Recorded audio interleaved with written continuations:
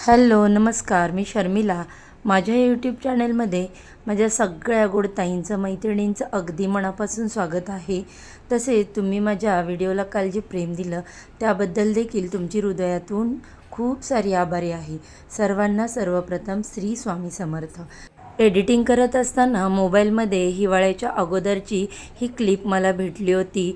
बघा किती सुंदर अशी झाडं होती. हिवाळा लागला, झाडांची पानगळती होते. काही झाडं तर मरून देखील जातात, नवीन पुन्हा आपल्याला लावावी लागतात.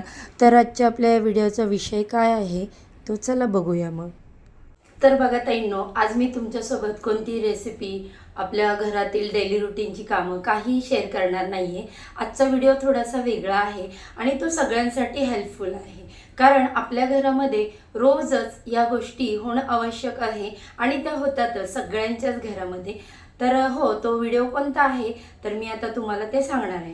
आपल्या देवघरामध्ये ज्या पितळेच्या मूर्त्या असतात तर त्या कशा पद्धतीने साफ करायच्या. आता बघा, बाजारामध्ये बरेचसे लिक्विड आहेत की त्याने मूर्त्या साफ केल्या जातात. पण पितळेची मूर्ती साफ करण्यासाठी एक बघा, हे माझ्याकडे धारा म्हणून लिक्विड आहे. हे बघा, तुम्ही बघू शकता, मी जवळून तुम्हाला दाखवते. तर हे जे लिक्विड आहे ना, अतिशय सुंदर आहे. त्याने जर आपण मूर्ती घासली ना तर ती मूर्ती एवढी चकाकी की अगदी आपण आजच नवीन आणले आहेत बाजारामधून तर अशा पद्धतीने दिसते. तर बघा, मला माहीत आहे काही जणांचे प्रश्न असतात की देवाच्या मूर्त्या ज्या आहेत त्या धार्मिक पद्धतीनेच घासल्या पाहिजेत किंवा साफ केल्या पाहिजेत, म्हणजे दही वगैरे घेऊन. तर बघा, मी तर असं म्हणणार नाही, ती ही योग्य पद्धतच आहे किंवा त्यांचं म्हणणं देखील बरोबरच आहे. पण आजकाल बाजारामध्ये एवढी लिक्विड अवेलेबल झालेली आहेत, एवढे पावडर वगैरे, म्हणजे पितांबरी, त्याच्यानंतर जी चांदीचे देव वापरण्यासाठी लिक्विड येतं चंदेरी, किंवा मग ह्या अशा प्रकारचे धारा वगैरे, तर यांनी सुद्धा मूर्त्या अतिशय सुंदर होतात. आणि जर धार्मिक पद्धतीने मूर्त्या स्वच्छ करायचं म्हटलं तर योग्य आहे, मी त्याला विरोधात नाही. पण बघा, शहरी भागामध्ये जर आपण समुद्राच्या जवळपास राहत असू किंवा एखादी खाडी आपल्या जवळ असेल तर देवाच्या मूर्त्या पटकन अगदी 2 दिवसात म्हटलं तरी त्या लगेचच म्हणजे त्याचा कलर चेंज होतो, आपण जरी घासल्या तरी. आता इथे मी तुम्हाला उदाहरणच दाखवते. बघा, ही माझी दत्तगुरूंची मूर्ती आहे. फक्त 2च दिवस झालं ते मी साफ केलेले नाही आहेत, म्हणजे देव उजळलेले नाहीत. तर कसे बघा कलर त्याचा दिसून. बघा, इथून मी अजून दाखवते तुम्हाला, विठ्ठल रुक्मिणी आहेत.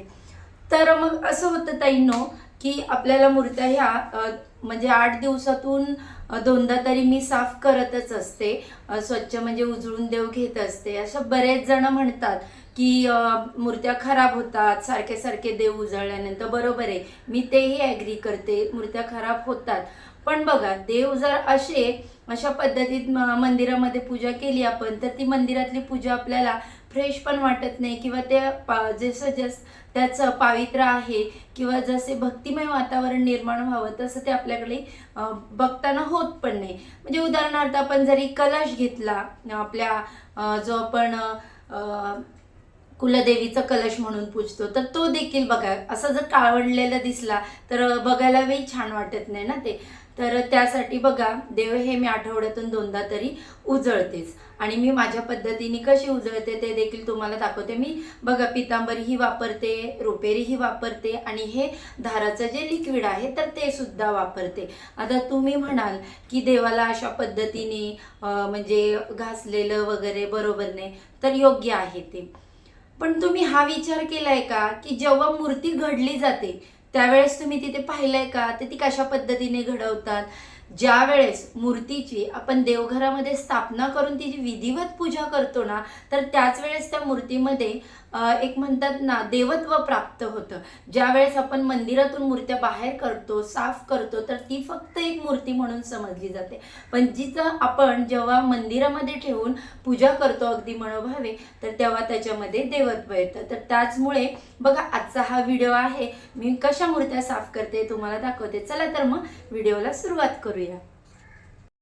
तर बघा ताईंनो, मी इथे तुम्हाला माझ्या देवघरामध्ये जे पितळी मूर्त्या आहेत देवाच्या, तर त्या शेअर करत आहे. श्रीयंत्र, रुद्रयंत्र, गजंत लक्ष्मी, त्यानंतर अन्नपूर्णा माता, विठ्ठल रुक्मिणी, स्वामी महाराज, दत्त महाराज, त्यानंतर ही जी पिंड आहे आणि अजून बाळकृष्ण आहेत, असे बरेचसे देव माझ्या देवाऱ्यामध्ये आहेत. पण काही चांदीचे आहेत, काही फोटो आहेत. तर मी जे तुम्हाला आज क्लीन करून दाखवणार आहे तर तेच मी तुमच्यासोबत इथे या व्हिडिओमध्ये शेअर केलेले आहे. तर बघा, हे मी जे लिक्विड आहे धाराचं तर ते बाजारातून आणलेलं आहे. हे लिक्विड मी अगदी 3 वर्ष झालं, 3-4 वर्ष झालं यूज करते. ज्यावेळेस स्वामी महाराजांची मूर्ती मी पहिल्यांदा घरी आणली तर त्यावेळेस ते जे शॉपवाले होते त्यांनी मला ते लिक्विड सजेस्ट केलं होतं आणि कशा प्रकारे वापरायचं ते देखील सांगितलं होतं. तर बघा, आता हे जे लिक्विड आहे ते लावण्यापूर्वी मूर्ती अजिबात ओली करायची नाही. ती आहे त्या पद्धतीने सुकी ठेवायची, किंवा मग तुम्ही म्हणाल की रुमाल किंवा कपडा पण ओला करून घ्यायचा आणि मग पुसायची का मूर्ती, तर अजिबात नाही. हे लिक्विड जे आहे ते मूर्तीला सगळ्या बाजूनी अगदी व्यवस्थित लावून घ्यायचं.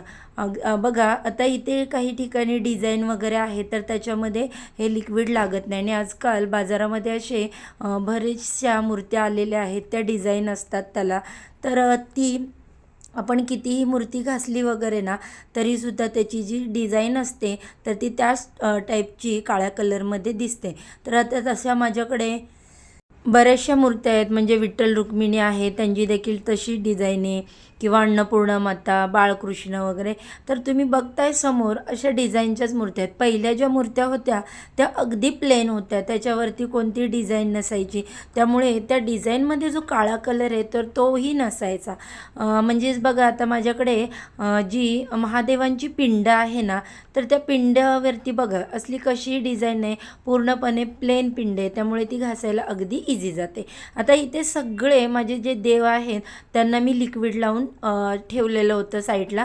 आणि असा एक सुक्का कपडा घेतला आणि त्याने फक्त आपण जे लिक्विड लावलेलं होतं तर ते घासायचं नाही, कपड्याने असं पुसून घ्यायचं. तर तुम्हाला मी दाखवते ही स्वामी महाराजांची मूर्ती. तुम्ही मगाशी देखील पाहिली असेलच, मी सुरुवातीला व्हिडिओमध्ये न घासलेले देव शेअर केले होते तेव्हा. अगदी अशी चमकते ना की बघा, तुम्ही स्वतःच्या डोळ्यांनी पहा आणि अनुभव घ्या. असं वाटतं की आत्ताच आपण ती शॉपमधून आणलेली आहे. एवढं छान लिक्विड आहे ना, हे खूप चांगलं काम करतं. आणि आता तुम्ही म्हणाल की बाबा हे असंच लिक्विड लावायचं आणि पुसून देवाच्या मूर्त्या ठेवायच्या का, तर अजिबात नाही.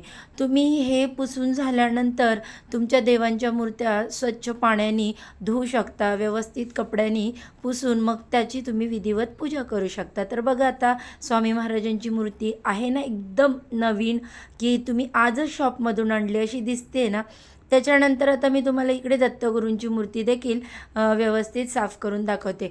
या लिक्विडचा जो फरक आहे तो तुम्हाला ज्या ठिकाणी प्लेन मूर्ती आहेत किंवा म्हणजे अशा डिझाईन वगैरे नाही तर तिथे लगेच दिसून येईल. तर मी पुढे तुम्हाला ती शेअर करणारच आहे, प्लेन मूर्तीवरती कसा तुम्हाला तो इफेक्ट जाणवतो आहे. तर अशा प्रकारे मी सगळ्या मूर्त्या क्लीन केल्या. बघा, आता इथे तुम्हाला फरक जाणवेल. बघा, ही शंकरांची पिंड अगदी म्हणजे आत्ताच आपण शॉपमधून आणली आहे. आणि ही जी आहे गोमाता, ह्या दोन्ही मूर्त्या प्लेन आहेत तर त्या एकदम अशा चकचकीत दिसतात. आणि आपण ज्या पहिल्या मूर्त्या पाहिल्या त्याच्या पण स्वामी महाराजांची पाठ पाहिली असेल, डोकं पाहिले असेल तर ते प्लेन होतं, तर ते पण अगदी क्लिअरली आपल्याला दिसून आलं. तर अशाच प्रकारे आपली जी भांडी असतात तांब्याची, पितळेची ताटं वगैरे, तर ही देखील आपण अशीच क्लीन करतो. तर आता ह्या देखील माझ्याकडे माझ्या कुलदेवीचे असे टाक आहेत, ते देखील पितळेचेच आहेत. तर मी तुम्हाला इकडे शेअर करते. बघा कसं, म्हणजे काय माहीत नाही मला या लिक्विडमध्ये अशी कोणती गोष्ट आहे यूज केलेली की त्यामुळे आपण थोडं जरी लिक्विड लावलं आणि साफ केलं तर मूर्ती अशी नवीनसारखी दिसते. बघा, तुम्हाला मी फरक दाखवला. ही आहे मूर्ती म्हाळसांची, म्हाळसा देवी. आणि ही जी मूर्ती आता तुम्हाला मी दाखवते ते आहेत आपले खंडेराव महाराज. तर बघा, या मूर्तीचा कलर कसा पिवळा दिसतोय आणि त्या मूर्तीचा कलर कसा दिसतोय बघा, जशी का आपण आत्ताच शॉपमधून घेऊन आलो किंवा आत्ताच तिची खरेदी केलेली आहे. तर अशी बघा या मूर्त्या या लिक्विडने अतिशय छान स्वच्छ होतात. तर मी इकडे तुमच्यासोबत शेअर करते बघा. मगाशी देखील मी तुम्हाला सुरुवातीला पण मूर्त्या जेव्हा क्लीन केल्या नव्हत्या तेव्हा देखील शेअर केल्या होत्या आणि आता देखील केल्या. जवळून पण मी तुम्हाला मूर्त्या दाखवेन.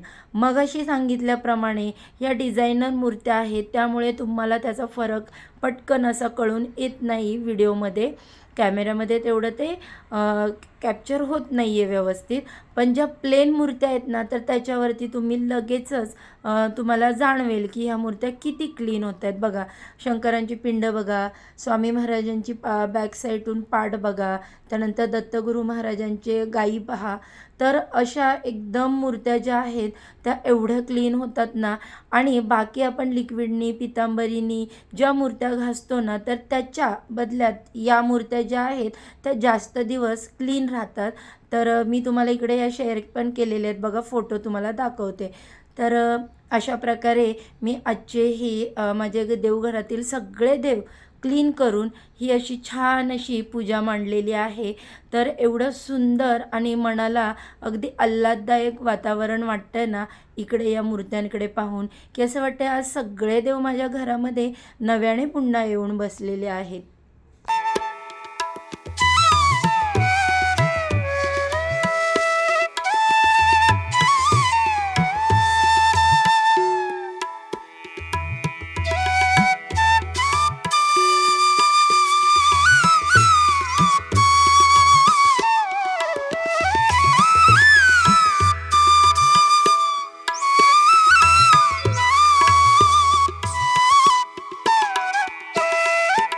तर बघत आहे मी माझ्या देवघरामधील देव अशा पद्धतीने क्लीन करते.